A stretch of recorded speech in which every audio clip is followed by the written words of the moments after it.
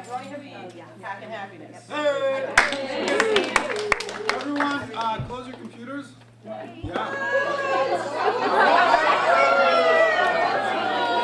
Stand up. Let's go. Stand up. We love to stand up. All right. So here's what we're going to do. Ladies and gentlemen, to start off the day, we're going to do a little session on why sometimes it's important to step away from the technology and remember that we're teaching like humans, you know, not just subjects, right? So here's what we're going to do. Well, I start my class, I want to give you guys a few games and stuff that you can do with your students. At the beginning of the year especially, they're extremely powerful for building community, okay, in the classroom.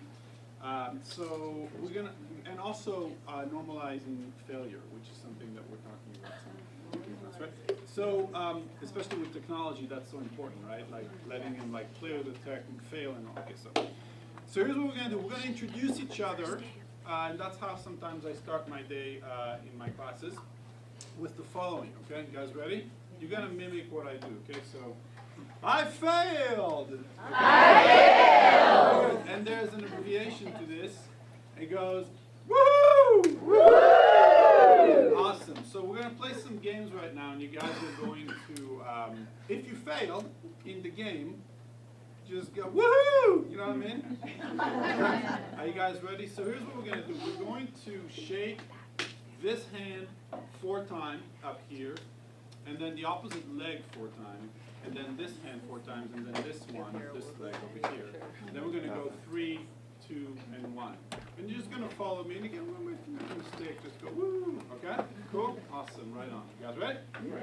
1, 2, 3, 4. 1, 2, 3, 4. 1, 2, 3, 4. 1, 2, 3, 4. 1, 2, 3.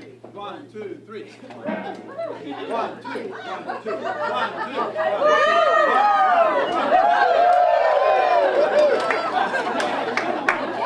Okay, cool. Now, here's what we're going to do. You're going to partner up. Okay, so I'm going to show you guys how this is going to work. You're going to partner up in a sec, okay? And here's what you're going to do with your partner. It's a very simple game. You're going to count to 3. And you're going to kind of pass the thing. So I'm going to start. Okay, I'm going to say 1, 2, 3, 2, 1, 3, 2, 3, 1. Okay?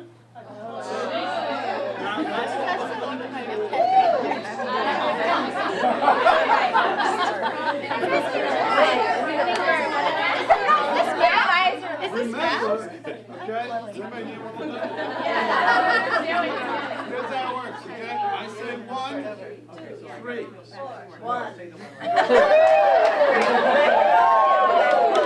1. Exactly. So 1, 3, 2. You said 3. No, I said 1. Got it? So we're going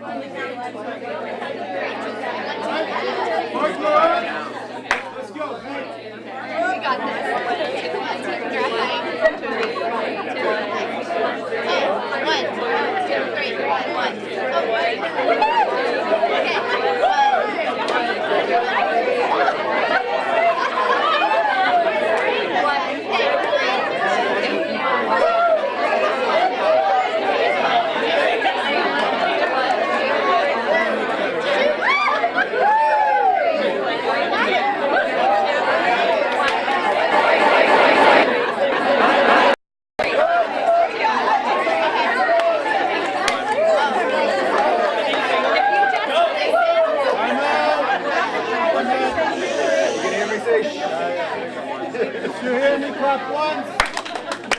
twice.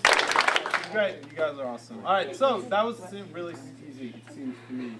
So here's what we're going to do.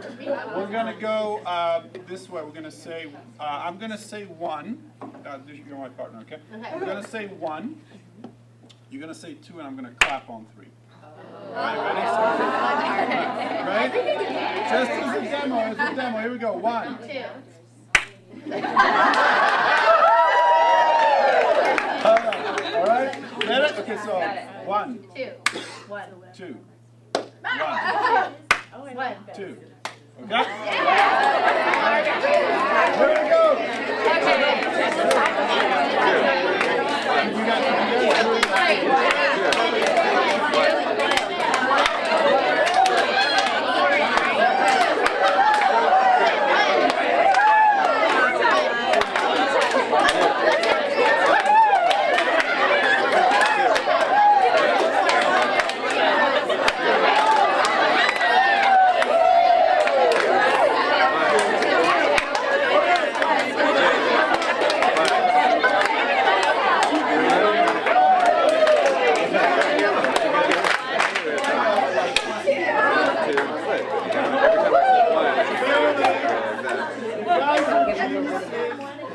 And what we need to do is complicate it a little bit. So here's what we're gonna do.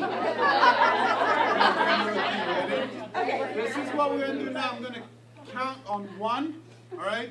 She's going to snap on 2, and I'm gonna clap on 3. So we got 1. Collective road.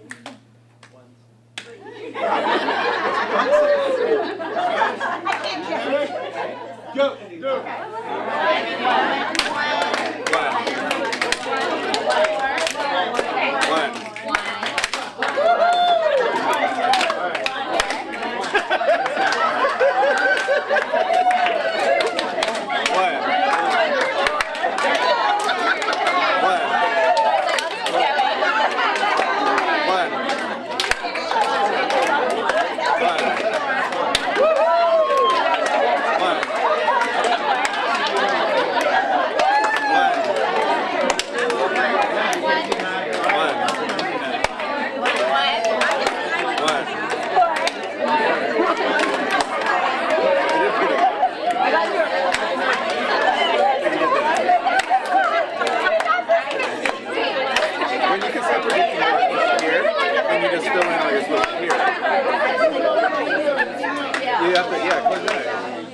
What we're going to do is we're all going to form like a circle, but sort of like an oval. So everyone who's sort of in the middle, why don't you come over here?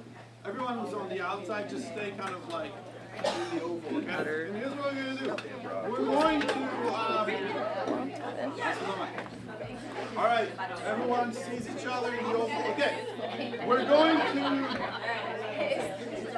do you guys see the ball? Yes. Yeah. Awesome, right on, cool. Here's the ball, all right? We're going to pass the ball to one another. And the way to do it is, well, I'll just show you, okay? So I'm going to pass the ball right now. And whoever I pass the ball to, you must catch the ball, okay? And pass it to someone else. Okay, you ready?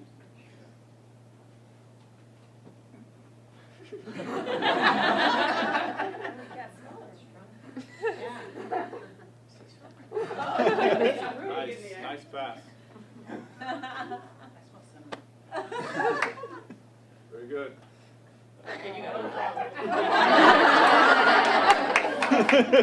Stop right there. Sorry. What's really important in this game? Eye contact. Okay. So make really good eye contact. Okay, go.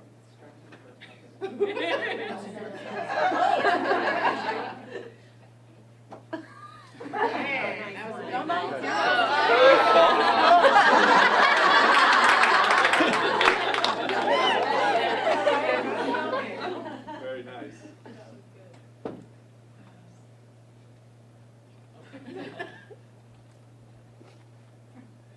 Okay, hold the ball. You guys are not hold the ball.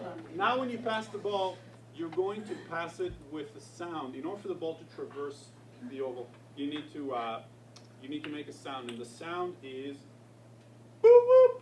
Now, like you can't do this. Like you can't go like boop. Like that. So boop boop. Okay, like Paul said. Okay. Here we go, Kevin. Boop. Nice. Boop. Nice. Boop.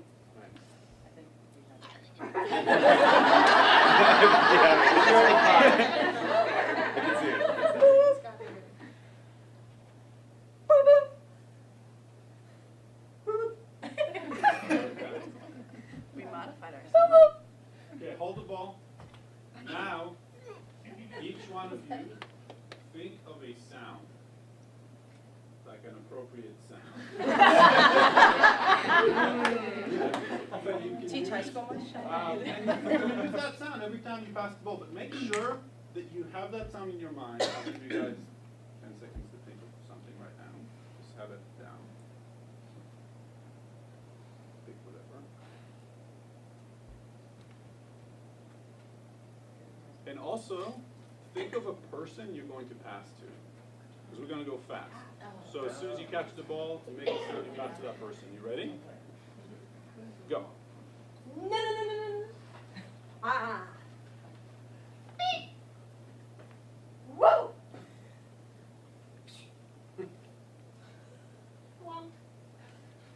Needy. Beep, beep. Wait.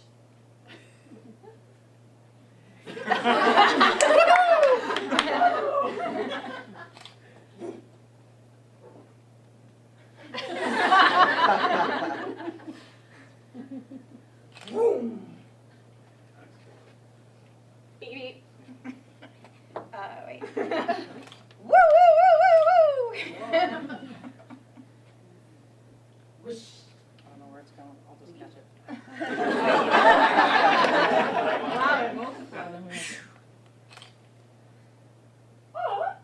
Woo.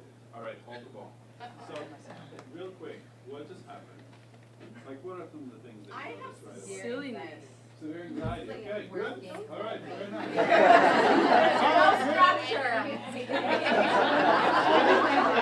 Without structure, it brings up anxiety for some people. Absolutely, yeah. What else? I'm feeling worried that not everybody got the ball. But don't worry about it. Fair enough. I mentioned some rules for this game. Yeah. Part of that was I had already gotten the ball, so I wasn't going to get the ball again. So then when it came to me again, I was like, oh crap, I don't remember my sound. Yeah, I yeah, what to do yeah. now. I wasn't expecting this. Yep. Okay. How could you all not psychically know my rules? Anything else? Yeah. I kept my hands behind my back so nobody would throw it to me. Wow. Okay. All right. Any other things came up? Yeah. I immediately thought of how there's no real ball, and Yeah. you're asking us to make eye contact, so Yeah. for people with autism, it is like, Yeah. you're doing this, like, they're just gonna be like, what? Yeah. Yeah. Totally. Absolutely. Any other things? Any other thoughts? Fun. It was fun. Okay. Cool. All right. Ashley? Any, Oh. yeah. Kind of got a view into everyone's personality with Yeah. the sound that they made. Yeah. What about the 1, 2, 3? Like the other, the 1, 2, 3 games and stuff? Rango. Connecting with your partner. It was intense. Yeah. Not Yeah. unless you figured out the rhythm. Ah, Once you got the rhythm, Yeah. then pair up with the music. Let me ask you a question. Do you think that doing something like this, first day of school, or maybe second day of school or something, will start to make kids at least feel more comfortable just being silly, not really necessarily building a strong community, but at least like, being silly because you're giving them permission to be silly. You think? Maybe not. I don't know. Wouldn't it depend on their age? Depending on their age, perhaps, for sure. In high school, it works like magic. Okay? Yeah. I think it kind of breaks a little bit of anxiety because you have that freedom to kind of just be yourself and the woohoo, no one's, I think it sets a really nice tone and kind of sense of like why we're here and this is a safe place. Cool. Awesome. Hey, Romy, Yeah. because you're not using an actual ball, Yeah. usually these icebreaker games like this, you use a ball, they throw it. But that way, nothing will get broken, or no one will get hit, or no one will drop it, and look Or no one's foolish. gonna try to It's imaginary. Jeff? I think it sets a good tone for who you are Mm. as a teacher. Yeah. Right? Like that on the first day or the second day of school, Sure. I'm going to do this with you. We're going to play this game, and I'm the guy that Yeah. came up with. Like, it tells them, oh, okay, Yeah. this guy I could like, Yeah. you know? Yeah, go ahead. So what I really liked was that all of these things made us really pay attention to other people. Yes, that is huge, right?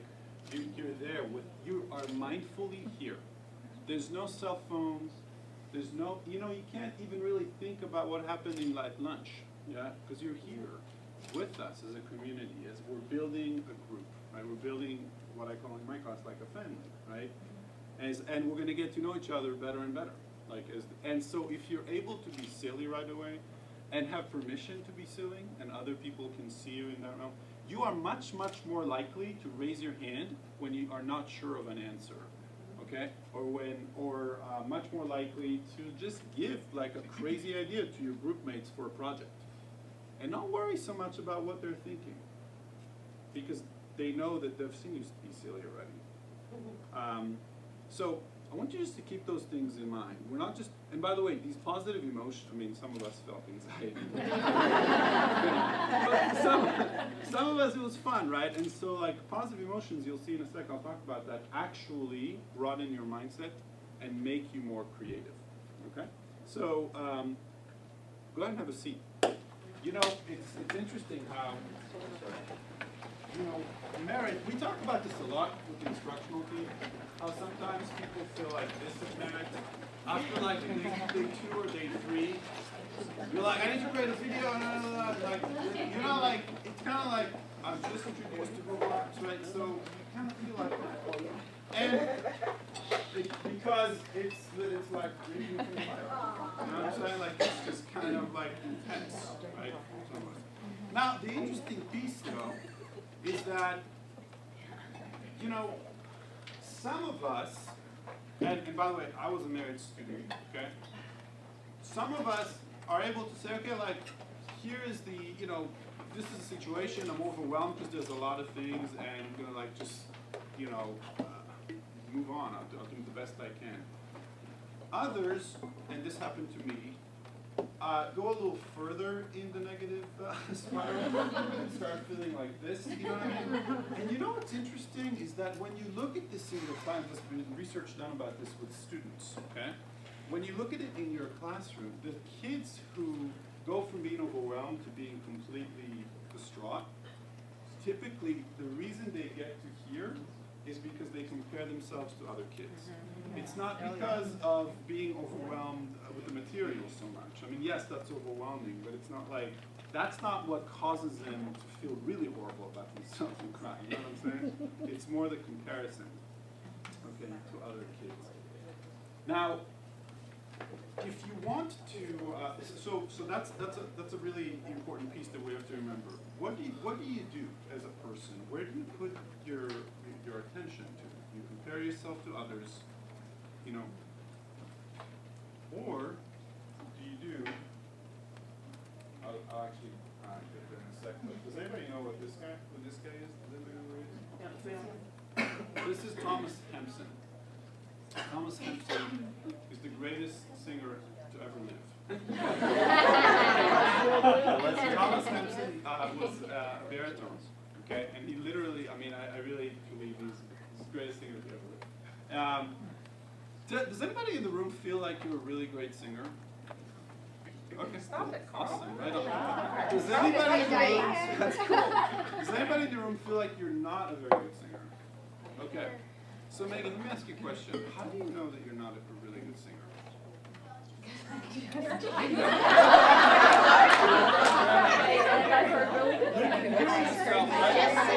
Alright.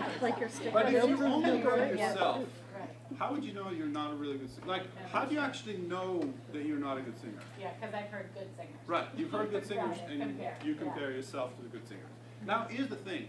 I sang in college. I took some, I was a econ major, but I sang a bunch in the music center, and I took voice lessons with a bunch of other kids. And the interesting piece that I learned from my teachers, my voice teachers, is that it turns out that you do not actually, like, you cannot know, if you're not trained musically and you haven't trained your voice, you actually cannot know whether you're a good singer or not.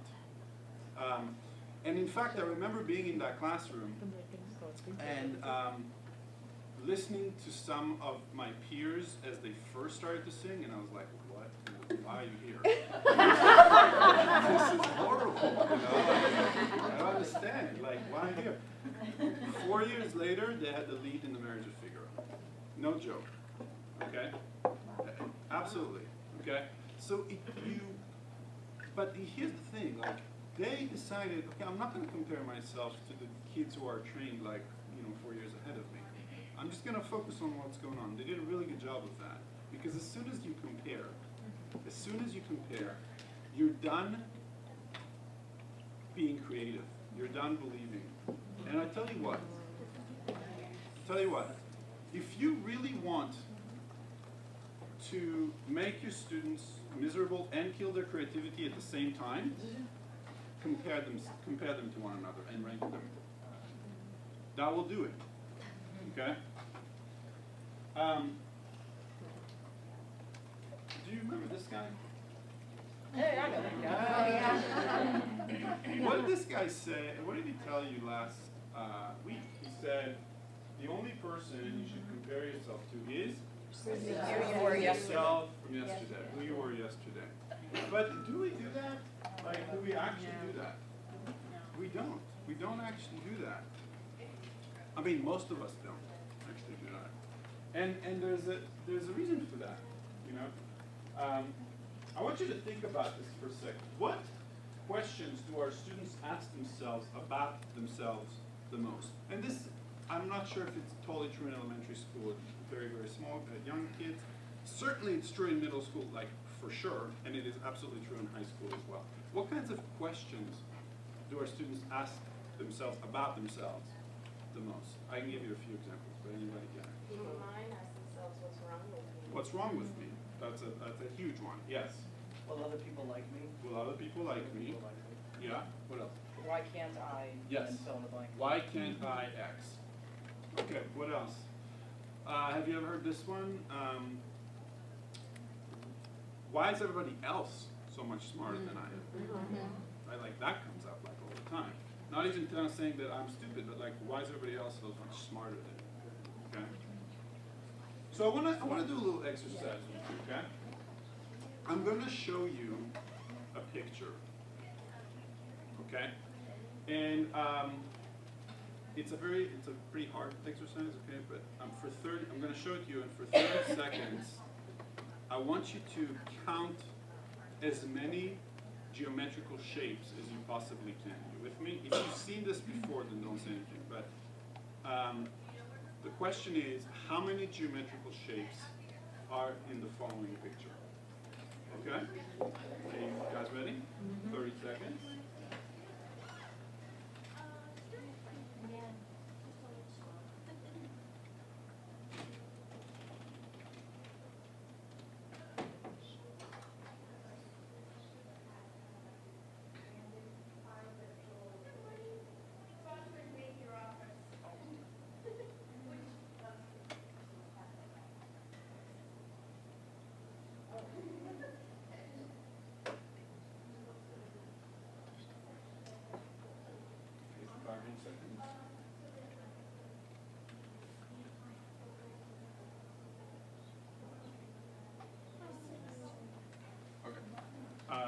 I know.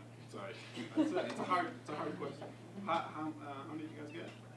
Yeah. 50. I got 3. 60. All right. Oh, you meant like half.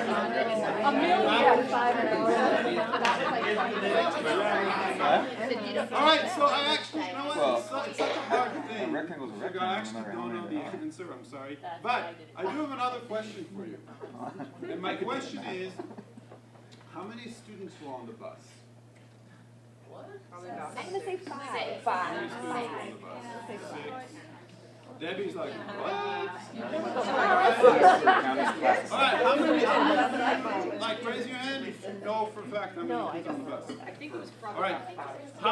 how many of you saw the bus? Yeah. Right, okay, fair enough. But the kids on the bus? Yeah, totally. All right.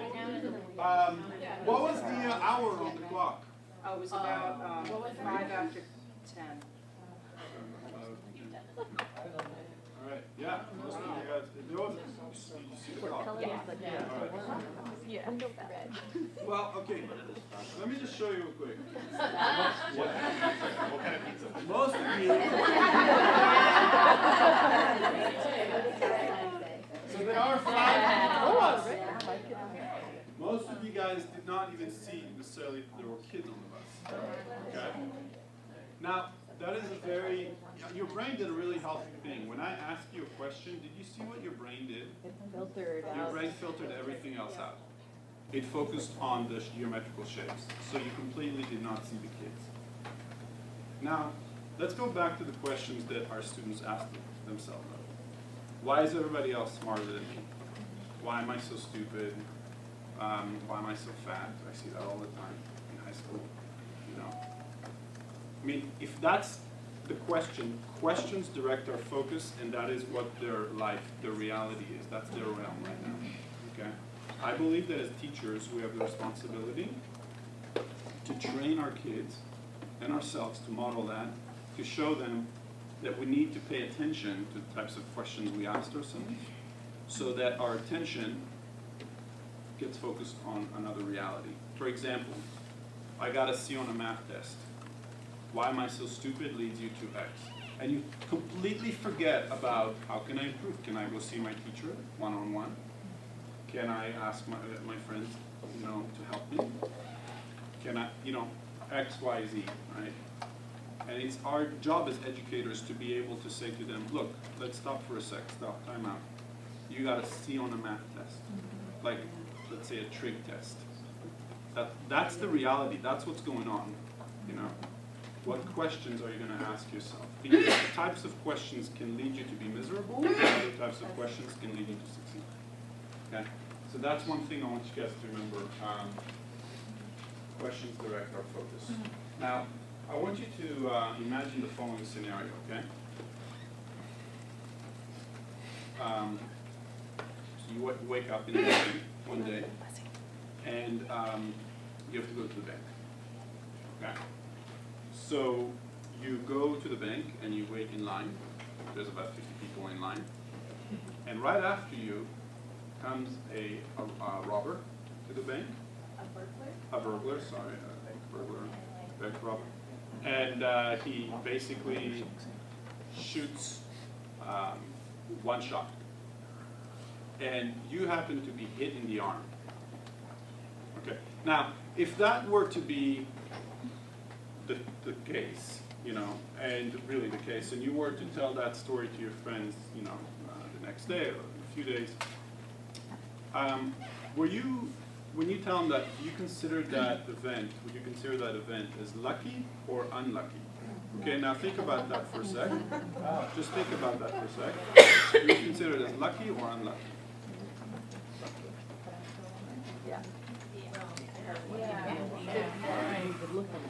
Okay, so I want to ask you a question. What was your initial immediate kind of gut feeling?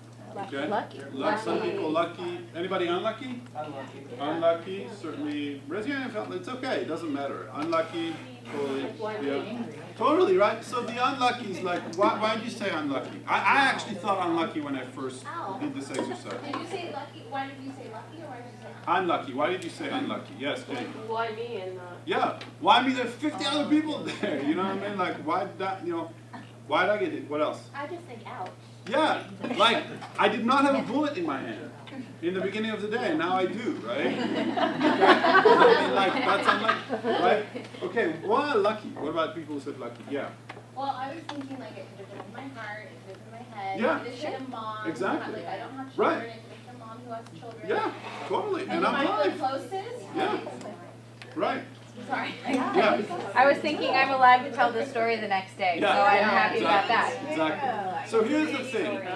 Regardless of whether you said lucky or unlucky, guys, there's no judgment, right? Like people who said unlucky, I said unlucky, right? The first time I heard that. But regardless of what you said, the point is that when I told you the story, every single brain in the room imagined something called a counterfact, okay? The factual reality of what happened is a bullet flew in the air at a really high velocity into your arm. Like, that happened, right? You imagined a counterfact, so you co-created reality. You see what I'm saying here? Now, your counterfact, which co-creates reality, affects the way you're seeing the world. And I'm not saying that, look, during tragedies, of course, you'll be affected by that. It'll be really hard. Tragedies happen, and no one's saying that you shouldn't feel bad, you know? The question is, as time goes by, what kinds of counterfacts do you keep telling yourself? these things require, look, paying attention to your questions, paying attention to your counterfacts. Give me 1 second, because I'm running out of time. So I'm gonna go fast. You know, like, what do we do with all that? That we have this knowledge, especially what do we do like with our kids? You know, like with our students. Well, we panic. No, I'm just kidding. We don't panic. Progress begins with awareness. Awareness of where our attention goes. So let me just tell you something. When I knew this, when I learned about this, what I decided to do with my students is meditate with them. Every single day, I meditate with my students between 2 minutes and 5 minutes. Now here's the thing. I was scared like shitless in the beginning when I did this for a few reasons. The first is I didn't want to be called like a religious nut who's getting my students into a cult. You with me? That's number one. Number two, no, it's true. Like I was scared about that. Yeah. All right? Yeah. The second thing is that I was really worried about my instructional minutes. You know what I'm saying? Like, we don't have a lot of time. And I taught like AP Econ at that time.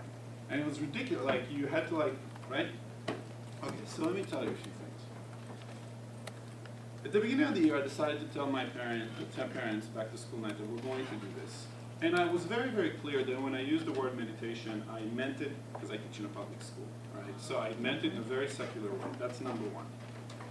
The meditation we're doing is basically simply an attention training exercise. That's all it is, okay? Training our attention to be aware, so we are aware of where our attention is going. And we can choose to either go with that or choose to detach from it, okay? But I was really scared that my students will just think that like I'm a hippie, you know, like it was just like that, like it wasn't, you know, they wouldn't like it. And here's what actually happened, okay? So let me talk to you about attendance. I meditated in the beginning of my class, okay? Basically, that took care of my attendance issues. And here's why. Students loved the meditation. They wanted to be in class on time to do it. But there's a few who didn't like the meditation, but they also wanted to be in class on time because they hated walking into the meditation late. You with me? It's very awkward and annoying. So it was awesome because everyone was there on time and we did it, okay? They loved the fact that they had 2 minutes in their day to feel peace, like to feel calm. And these are high school. These are like 15, 16-year-olds, you know what I mean? Like ones that you would think like the last people you think on earth that like actually would really want that. But they absolutely do. They crave it, okay? And then, maybe that's not the best word. What I meant to say by this is that I gained instructional minutes because my students were fully there after the meditation, guys. It's insane. You know, I have 58 minutes. I meditated between 2 and 5 minutes. Even with a meditation of 5 minutes, 53 minutes left, I was able to do what I was able to do in the past in 70 minutes, okay? Because my students were there. I wrote a piece about that, and I can share that with you, but I cannot emphasize enough how amazing it is to do this, and I will never not do it again because it's so powerful, and I highly, highly hope that you will at least try it, and I can give you guys some resources on that. So how did you structure those 2 to 5 minutes? What was it, just strictly a quiet time, or were you narrating kind of those imagined scenarios with them? So there's a ton of different ways to do it. Usually we do it, they just sit down, we either close our eyes or keep them half open. I give them a really structured way of sitting, like, you know, back straight, you know, because I want them to be peaceful and calm, but still alert. It's not a nap, right? Yeah. And then we focus on our breath. That's like and then as soon as your attention veers to something else beyond your breath, you just gently recognize that and non-judgmentally bring your awareness back to your breath. Or at least notice that you're thinking right now about this cute boy or this cute girl or this like test or whatever. Just notice that that's where you're going, right? And if you're doing that, that's great because you're attending to your attention. And that's the key, right? So that's like one thing, and there's some other things too. And just because I'm a little low on time, I can share that with you guys But the most important thing to me, guys, is that it actually improved their self-concept. And here's why. Because they were focusing their attention, they were able to notice when it is that they're beating themselves up. Are you with me on that? So you can go an entire day and there's voices in your head that are subconscious telling you that you're a shit for whatever reason, okay? Like, oh, I'm not a good parent because I'm not with my kid enough. Oh, I'm not a good teacher because I don't spend enough time prepping for my classes. Oh, I'm X, Y, whatever, okay? And you don't notice them, and at the end of the day, you feel like crap. And you're like, oh, why do I feel like crap? Well, because the entire day, okay, you're beating yourself up. Now, with these attention training techniques, you get faster at noticing these voices. And then you have a choice. You can say, all right, am I going to buy into it, or am I going to just play like the observer role and be like, hi, voice, why are you here? I'm wondering, like, what's going on with you? Almost treat them like a little boy, you know, or like a little kid who needs attention. Why do you need attention? Why are you calling myself a shit right now? Like, what's going on? You know? And you know what? My students, when they were able, like, I had a student tell me that they're about to take a quiz, and they all of a sudden immediately started to hear the voices, oh, you can't do the trick stuff, you can't, you're too stupid, you can't know it. And they literally decided, okay, I'm just going to detach from it. And I'm going to tell the voice, chill out, I'm going to do my quiz right now, and then I'll come back to you. And that's like a 17-year-old girl telling me that. Imagine the power of that. Like if you give, and these things can be taught to like 6-year-olds. They are in Palo Alto. There's a teacher called Jennifer Harvey who's doing that. Okay? Imagine what if we give that to them for the rest of their lives, what they can get. Self-concept is destiny. If we help them feel better about themselves, the likelihood that their future will be more of a success is significantly higher. Self-concept is destiny. This guy had really good self-concept, Thomas Edison. You know, what's interesting about him is that a lot of people are sort of, oh, just like invented, the light bulb invented electricity and all that. Does anybody know how many trials it took him to invent the light bulb? Yeah, so it turns out it was in the thousands. Yeah, in the thousands. And there's a story about him. After 5,000 trials, there was a newspaper, like a writer for a newspaper, who came to him and said, hey, look, you've tried this for 5,000 times with all of your minions who are working for you. Like, you failed 5,000 times. Are you going to quit? Like, what are you going to do? I mean, give it up. And what his response was, I didn't fail 5,000 times. I succeeded at showing what doesn't work. Okay? Now, this is basically like a paradigm shift that he switched in his mind. Okay? And his self-concept was intact. Now, after another 5,000 trials, he finally got the light bulb. Okay? Now, here's the thing. We tell, we give this as an example to our students, and we tell our students, failure is necessary. Like, learn to fail or fail to learn, right? Fail fast. Learn from your failures, right? Like, failure is good. And I hear a lot of people talk about that. A lot of speakers even say that. And yet, this is how they feel about failure. This is how we feel about failure, right? We're scared of failure. And we shouldn't assume that our students, or like expect that our students will not be afraid of failure. And you know why we're all afraid of failure so much? Because failure feels like it totally does. I could have picked really nastier pictures. Failure feels like that. It does. It just does.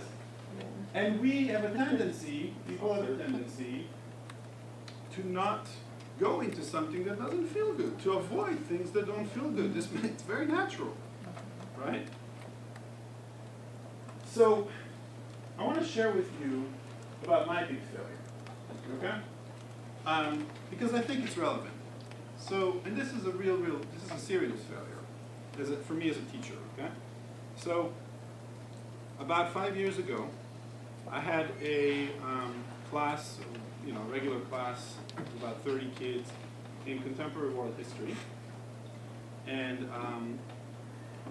I had a kid in there, and he seemed to me like just a normal teenage boy, okay?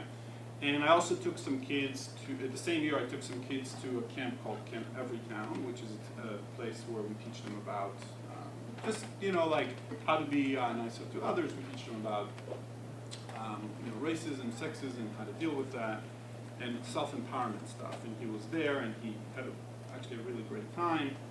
And we came back and came back from the camp and I continued teaching my class. And about a month after the camp, my student, he decided to jump in front of the train, and he killed himself. Now, I think it's a failure of mine because I'm not saying I'm responsible for this. I'm not responsible for his action, for what he decided to do. But I failed him as a teacher because basically what he wanted is he wanted just people to know. Like he was in pain, and you just want people to know, to pay attention to the fact that he was in pain. And he was in so much pain that he decided to end it. Okay? So this is, and I ended up speaking in his funeral, which was the hardest thing I've ever had to do. Like after his parents spoke, I came up and I spoke about him, and it was very, very hard. Now, my natural tendency after this happened was to just like block it. Like I was just like, I'm not going there. Like this is too hard. It's too hard. Like our job as educators sometimes is too effing hard when stuff like that happens,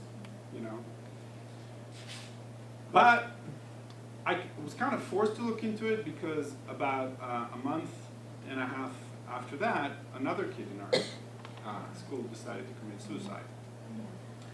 And my colleagues and I, a few of my colleagues and I, decided that it was time to stop blocking this stuff, to really get into it, and to be vulnerable with one another, and to feel the feelings. And you know what feelings came up? Some of the hardest things, like helplessness. Like if you can't, you can't stop them from killing themselves. Like that's as hard as it possibly can be, So helplessness came up, shame came up. Okay. Just a lot of really difficult things. But you know what? The amazing piece about this is that when we let ourselves feel these feelings and become vulnerable with one another, that's when solutions started to arise. That's when we started feeling a lot better. That's when these feelings actually went away. Like all of a sudden, my shame turned into empowerment. That's when I started to think about creating this positive psych class that I'm teaching now at Gun, that I think is making a big difference for kids. So here's what I would say to you, okay? No matter how big or small your failure is as a teacher, okay? Always give yourself the permission to be human. And what I mean by that is allow yourself to feel your feelings, your emotions, and model it to your students, folks. That is even more important. Model it to your students. Model to them that you feel overwhelmed and you're acknowledging that. I'm feeling overwhelmed right now. Or I'm feeling sad, or I'm feeling helpless, or whatever. That is huge for kids to see that. To see adults do that. And I'm not saying dwell on the bad emotions. Absolutely not. In fact, if you go into them, if you're not afraid of going into them, they will actually pass faster. I want to try something with you real quick. Let's try the following thing. I'd like you guys to all close your eyes for like literally 10 seconds. If that's okay. And for 10 seconds, right now, I want you to not think of the pink elephant. Okay? Don't think of the pink elephant right now for 10 seconds. It's as hard as you can. The one with the big ears. All right, you can open your eyes. And of course, vast majority of us are like, yeah, the pink elephant was right here. You know what I mean? She kept sticking his Yeah, head out from behind the exactly. blue giraffe and the green lion that That's a natural phenomenon. When we try to suppress a natural phenomenon in our brain, okay, it becomes bigger. The same is true with emotions. If you try to suppress negative emotions, they become bigger. And eventually, they come out in unhealthy ways. Now, I think that you guys know this, but it's one thing to know, it's another thing to actually do it. It's another thing to model it, and it's hard, but it's important.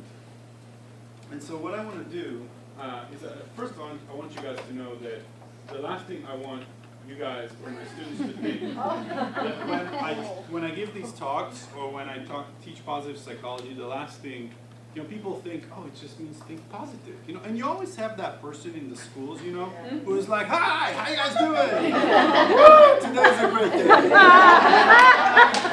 How do you just think positive, and you want to smack that person, you want to kill them, right?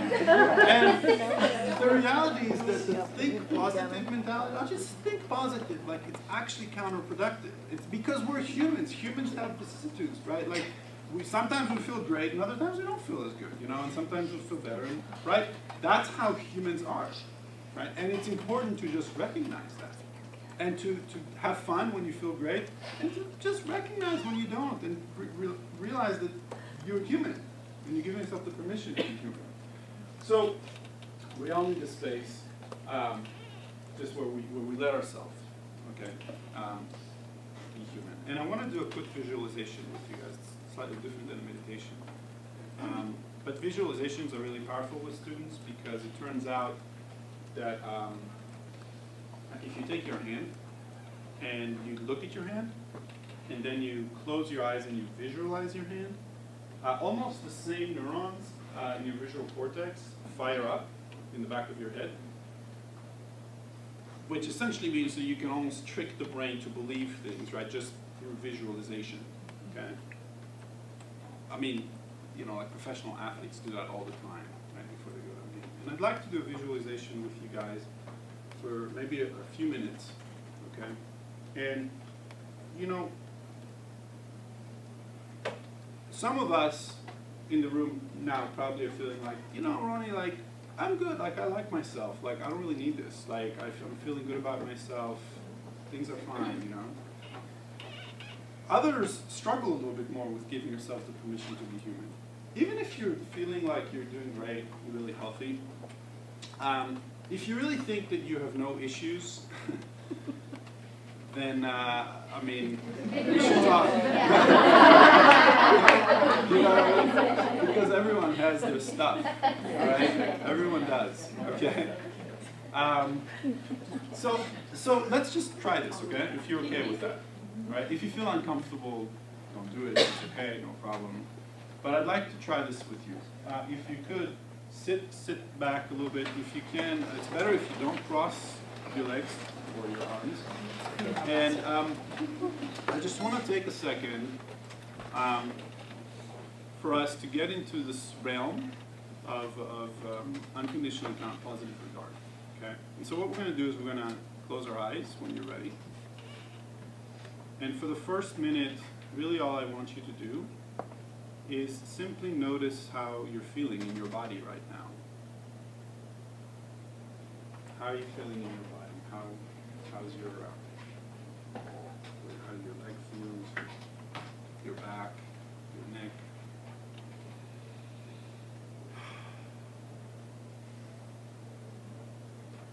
Pay attention to your breath. Breathe freely.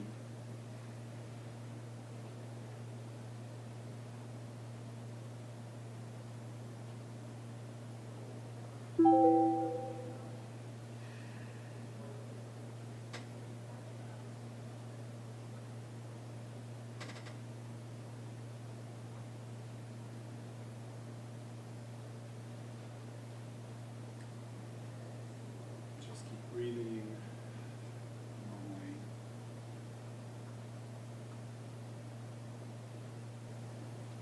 And when you find your thoughts going into things that you're worried about, or just random things. Try to bring your attention back to your breath, non-judgmentally. You're doing great.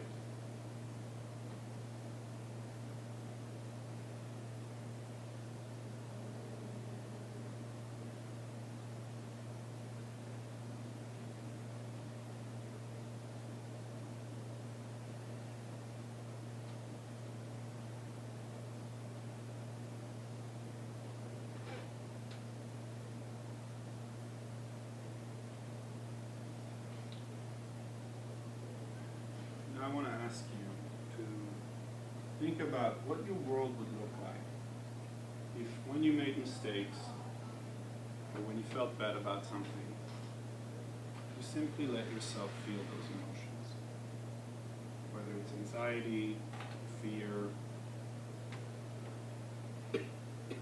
sadness about something, shame. Maybe you're feeling something now.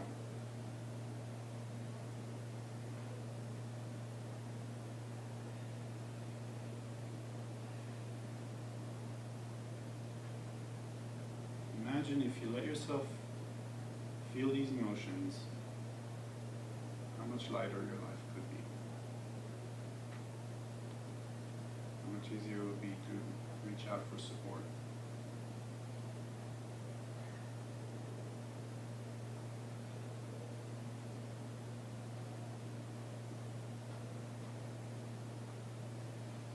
Imagine for a minute that you're accepting yourself unconditionally for just being, not for doing, not for having an amazing merit project, simply for just being. Because this is what we do with our kids and with our students. We love them for who they are. We don't love them for what they do. And if you can give that to your kids, there's no reason you shouldn't give that to yourself. Imagine modeling that to your students. Being free with your emotions. Imagine how much easier it would be for them to be willing to try new things, to be daring, to be creative, because they know that failure doesn't feel good, but they're not afraid of not feeling well. It's just a part of being.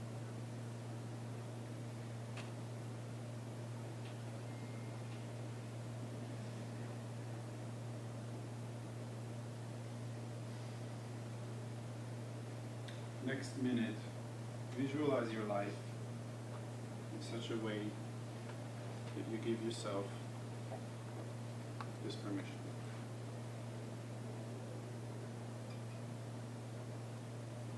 And you love yourself for just being you.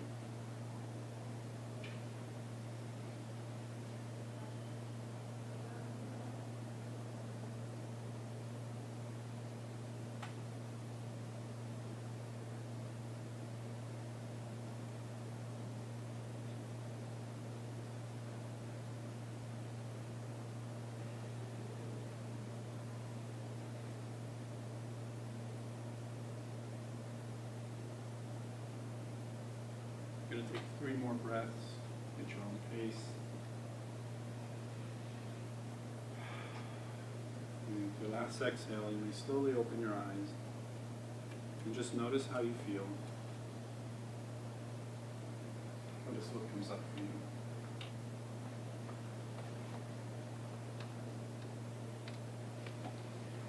Now, I think that some of you guys probably think that I belong to the following organization by now.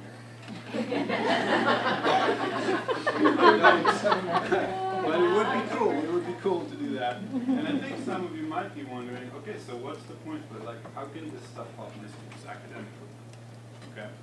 Well, hopefully some of you guys are already convinced that doing these things help your students be happier, and therefore it helps them academically. But if you're not, I just wanted to share the following clip with you.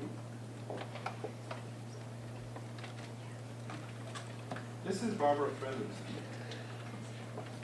Barbara Fredrickson is a positive psychology professor at North Carolina University. I want to show you what positive emotions do to the brain. Okay? Simply feeling, even if it's like feeling positive emotions for like 3 seconds. Okay? All of these different positive emotions and more share in common 2 core truths. There are 2 core truths about these positive emotions. One is that they open us. They literally change the boundaries of our minds and our hearts and change our outlook on our environments. Now, let me get poetic here for just a moment. Imagine that you're this water lily. It's early dawn and your petals are closed in around your face. If you can see out at all from that vantage point, it's just a little spot of sunlight, okay? But as the sun rises in the sky, things begin to change, and your delicate blinders around your face begin to open, and your world quite literally expands. You can see more. Your world is larger, okay? Now, sunlight is what changes the openness of flowers like this. The openness of our minds and hearts obey the warmth of positivity, the warmth of positive emotions, changes how open our visual perspective is at a really basic level, and our ability to see our common humanity with others. And we know this because we've done randomized controlled studies where we induce positive emotions by the flip of a coin. Some people are either given a dose of positive experiences, cute puppies, goofy penguins, beautiful sunsets, or neutral pictures, chairs, light switches, things like that. Other studies use a very simple paradigm that was developed by Alice Eisen decades ago, where you give people a gift of candy, all wrapped up in cellophane, so you know it's not a sugar high that's creating but it's a gift, a token. They're either given the gift before the experiment starts or after it's over. In other studies, they have people listen to pleasant music. Now, in these kinds of studies, we know that it changes the way people view, can kind of step back and take in the big picture. Here's a study from my own lab where we asked people, gave people a series of tests like this where we showed a comparison figure, a target figure on top, and then asked which of these 2 comparison figures most resembles this. Now, there's no right or wrong answer. They each resemble it a little bit, but this one resembles it in its global configuration, this one more in its local detail elements. And what we know is that if you inject positive emotions, people are more likely to step back and see the big picture and see the similarities along those lines.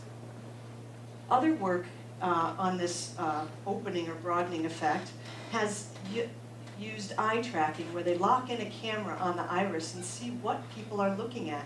And if you give people that little gift of candy before they do a study like this, they're more likely to look around all the different aspects of a complicated array. If you don't give people a gift of candy, they pretty much just look at the center baby and they don't look at the babies on the side. Okay. That's on a very basic level. What they found later is that if you inject people with positive emotions, they literally become more creative. And if we want our students to be more creative, what an amazing way to do that. Okay.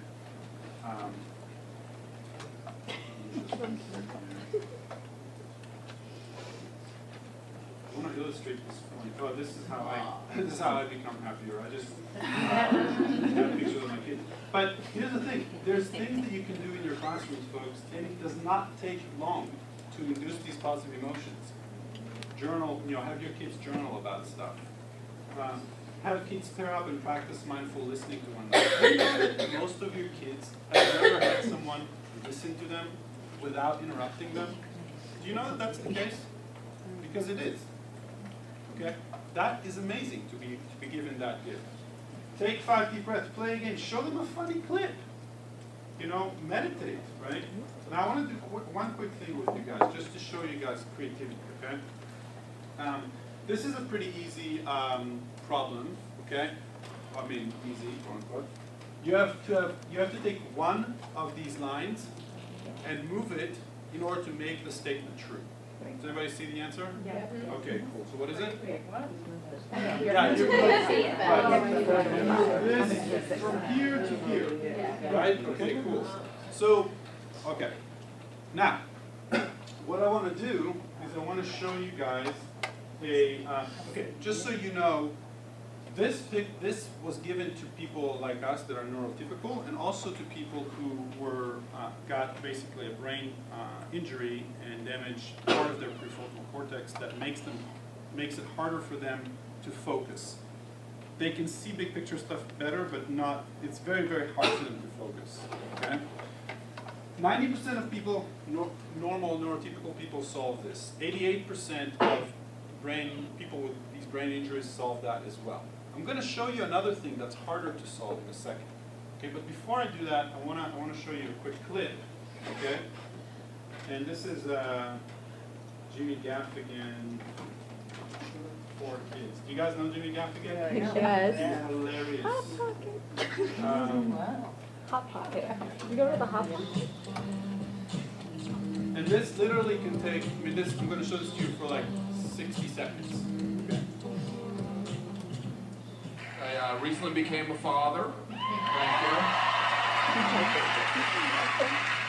you. Became a father for the 4th time.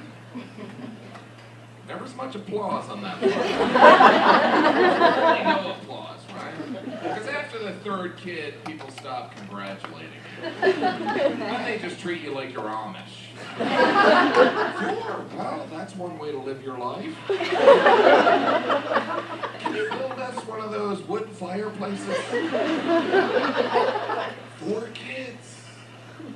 4 kids. If you want to know what it's like to have a 4th, just imagine you're drowning, and then someone hands you a baby. The good news is we live in a 2-bedroom apartment. Right, and this keeps going, it's hilarious. I couldn't see it. Okay, you just laughed and had a good time. That's positive emotions. Okay, now I'm going to show you guys the next thing.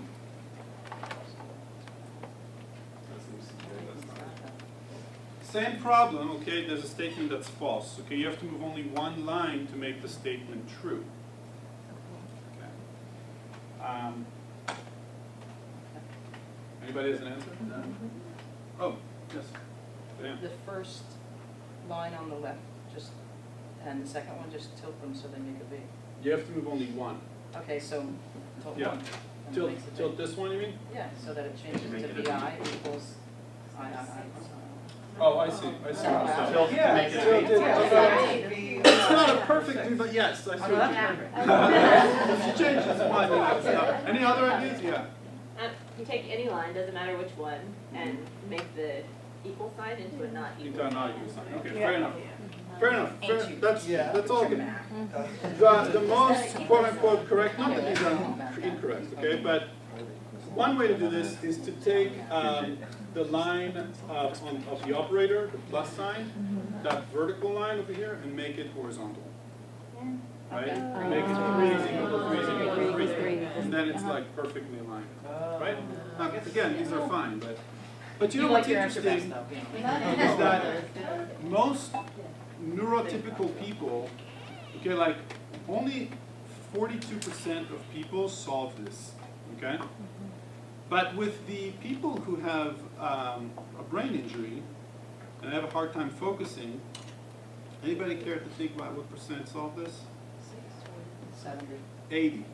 Wow. 80. Why? Because it's harder for them to focus on the fact that, you know, for us neurotypical people, most of us say, okay, you have to move a line, you look at the numbers, not the operators. Right? Where the other ones are like, no, this is just a line, this is just 2 lines right here, it's not an operator, right? So they move that line. But the reason I showed you the clip is because there have been studies to show that if you show people a funny clip, okay, they can solve riddles like that in a much more effective way. Okay? How long did it take for me to show you this thing? 60 seconds. Take 60 seconds, you know, out of your class. And you'll see the possibilities that come up with projects and things like that. Okay? Dan, you just stop me when you need to. I can just keep going. Oh, I can stop you? Whenever you want. 10 minutes ago. Oh. I mean, all that was awesome, so I didn't want, All right, so maybe that was my time, but Brought toys though. thanks to you guys. I had a lot of fun. If you're into this stuff, okay, I'm running a workshop on in September at Pecan High School. It's a day workshop with another woman called Jennifer Harvey. She's an elementary school teacher who does a lot of great stuff around mindfulness and basically making our kids happier and more creative and successful. And actually, this workshop is really good for you as well as an adult. Not, I mean, figure out how to use it in the class, but also for you as a person. Yeah. When you meditate with your students, do you actually meditate, or are you? So, in the beginning of the semester, not at all. I actually make sure I keep an eye on it.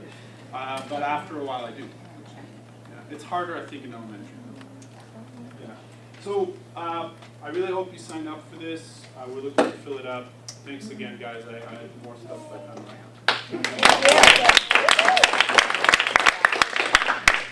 Are these your keys and your phone? Do you have a password? These are. Can I mess with that?